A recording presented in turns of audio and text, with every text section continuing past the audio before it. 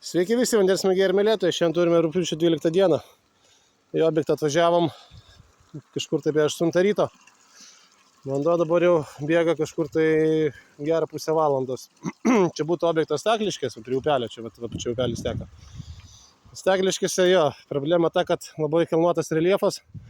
Su esminiai grįžiniais ten dažniausiai nesigauna nieko padaryti. Bet va čia, va, kaip upelis vadinasi? Upelis? Alšė, jo. Upelis Alšė. Tai va, padarėm, sudvigubinom 2 gręžinukus ir vieną prie trišakį. Pradžią gręžėme iš arčiau namo, pirmoji šitoje gręžinio, gręžkelė lietuviškai. Ne gręžinio šakto, gręžkelė vadinasi. Tai labai silpnas debetas buvo ir po to prasigrėžėm čia ir nuo 3,5 metro iki 5,30 buvo 1,80 m labai gražus smėlio frakcija. O po to gręžinu, kad sudvigubinti gręžinius per metrą, o čia tik tai metras buvo tas smėliuko, tas antras gręžinukas mažiau duoda vandens. Pamatavom vandens debetą 720 litrų. 12 litrų kibiras vandens prisipildo lygiai per minutę.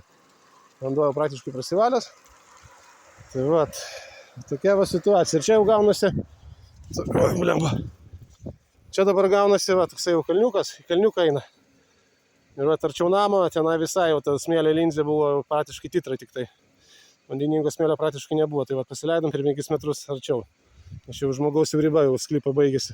Aišku, būtume čia kur nors arčiau prie upelio, bet jau čia ne žmogaus sklypas, o bosas. Ką, bošė? Upelis raunus, žiemą vasarą, sakė, teka ir neižūna. Čia geras parametras, tada automatiškai ir grįžinukas neižūs. O vandens statinis lygis, grinai, va, 2 metrai, kaip upelio perkeitimas.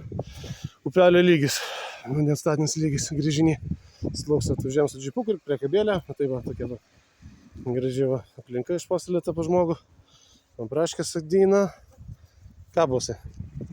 Nu nėra pagaliuko, bosai, nu nėra pagaliuko, kad kažką tau mest. Neturiu pagaliuko. Girdi? Po to va, ką nors surasiu.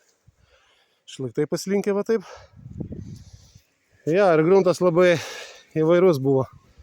Ir molio, ir priemolio, ir žvyros sluoksnis. Visko, ko nori.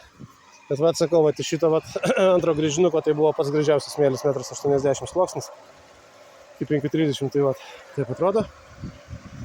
Ir po to žmogus tranšėje prasikasi namą ir hidroforą tenai pasistatys ir viskas. Vanduo čia aukštai, tai galima statytis jau name hidroforą, nebūtinai čia kažkur žiedą kastis. Tai va, toks va rezultatas. Va, taip va, bėga vandeniukas. A ne, bosai? Eik, atsigersi, bosai. Jie nori. Nu ir porą žodžių, kaip brigada atidirbo. Labai puikiai. Tenkintas vyras. Ačiū labai. Ačiū jums. Ja, čia Stakliškių rajone pirmas gręžinukas padarytas. Tai vien dėl to sakau, važiavam, kad upelis yra. Nebūtų upelio, tai būtume čia net nebandę, net nedarė žvalgybos. Tai va, nes, kai sakau, kiekvienas durnis gali žemės skylį prasigręžti. O vat paleist vandenį, čia jau yra, čia jau menas. Tai va, taip, viskas atrodo. Tai ką, tada visiems geros dienos ir gero vandens, iki.